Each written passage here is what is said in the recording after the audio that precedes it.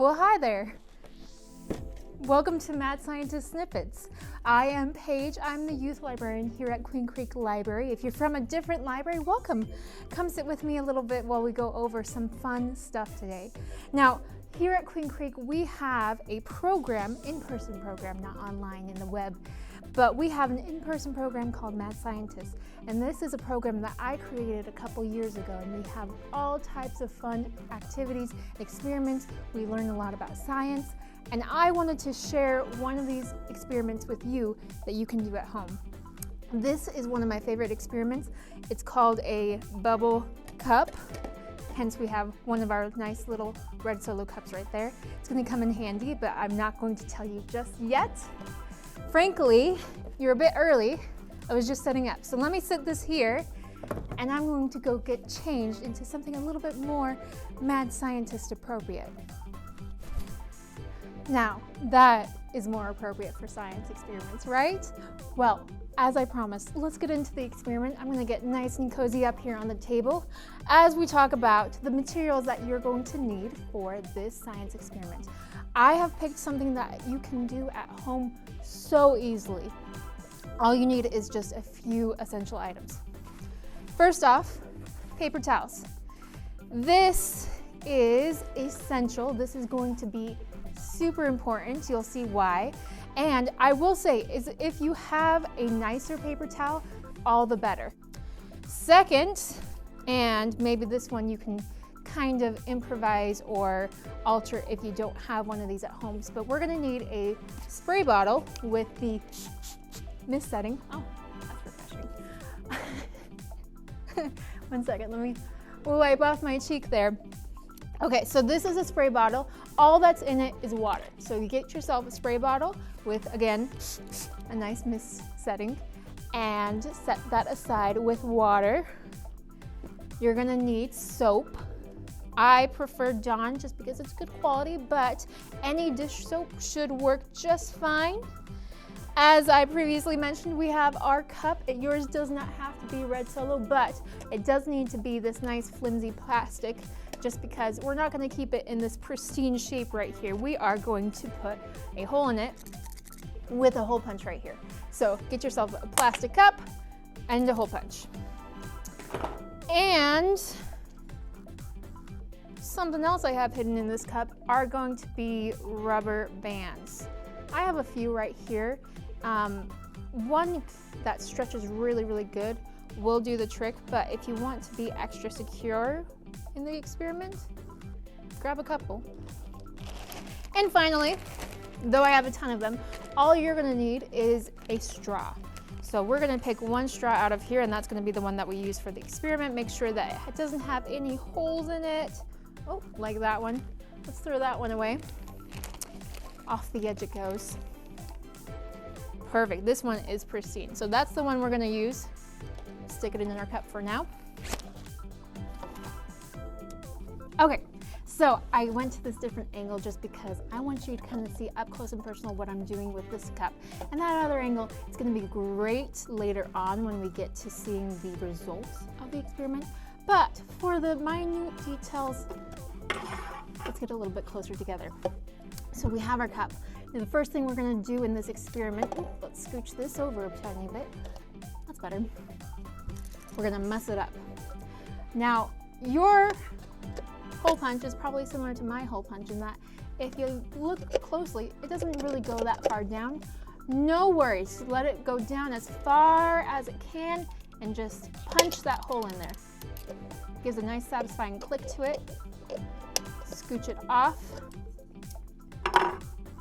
And there we go. One hole already in place, ready for the experiment.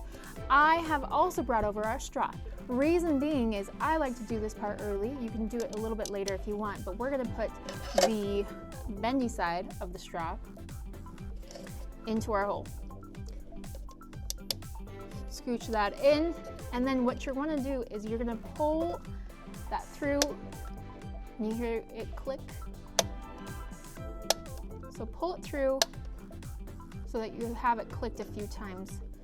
And then there we go, our straw is attached. You can just let it hang out for a moment.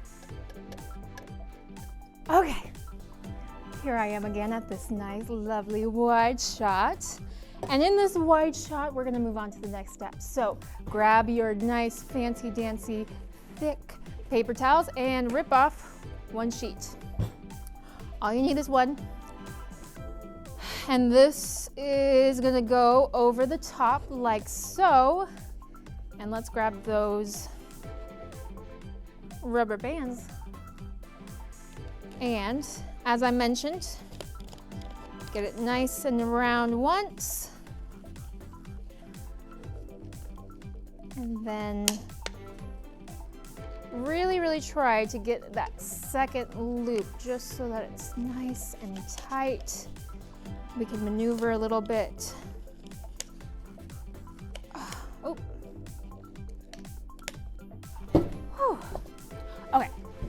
Why am I back at this little handy dandy close angle right here?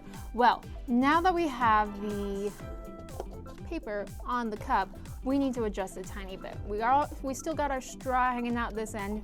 Don't worry about that right now. But what I want you to do, and maybe your parent can help you out with this, just because it's a little bit of, takes a little finesse, takes a little bit of a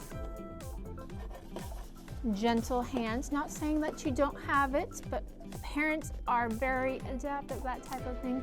And we're gonna pull the edges tight. I don't think I can make it any better than that. And I think that if you do just a nice tap, and you get a little resistance back, you're in good shape. Okay? Okay, I know I'm jumping a lot in between, but you really had to see how tight I made that top just now. And we're gonna muck it all up with our soap. Now, when it comes to the amount of soap that you're gonna use, picture a dime in your head. Think about how round that dime is. It's kind of like this round, not too much, not as much as a quarter, not as much as a nickel, but put a dime's worth of soap on the top of your paper towel. And just very gently slosh it around so that it's nice and spread over the top right here. Nice thing about using paper towels is you can just wipe the remain of the soap on the rest of your paper towel over on the side here. Now if you notice, we got now a dip in our top. So once again, just real quickly, pull your paper towel so that top is once more just slightly flat. Okay. Now, we are gonna spray this like crazy. And when I mean crazy, do 10 to 15 sprays. You want it super wet. Ready? 12, 13, 14, 15. I even added the extra 2 on top of it. 3, 4, okay. Super wet on top, don't touch it. It's very delicate at this point, but we're moving on to the final part, and this is the best part. Obviously, because we get to see the results of our hard effort. Go ahead, take your straw, and important point before we get into this, make sure you take a breath before you breathe through the straw. Don't breathe in with the straw in your mouth. It's not gonna be a pleasant experiment for you. Okay, so we're gonna take a deep breath.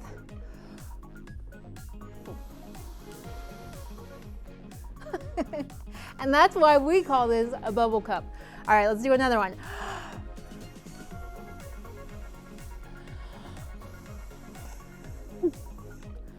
How tall do you think I can make this?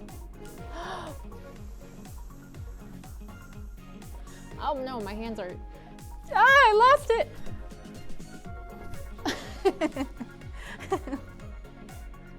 Well, the good thing is once you knock that off, you can usually blow a little bit more through it. Ready?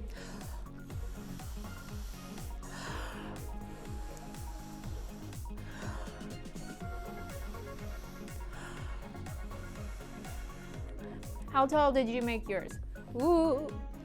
Well, I wouldn't be a real mad scientist if I didn't explain a little bit about how this experiment worked. bear with me while we talk a little bit about the bubble cup behind the scenes.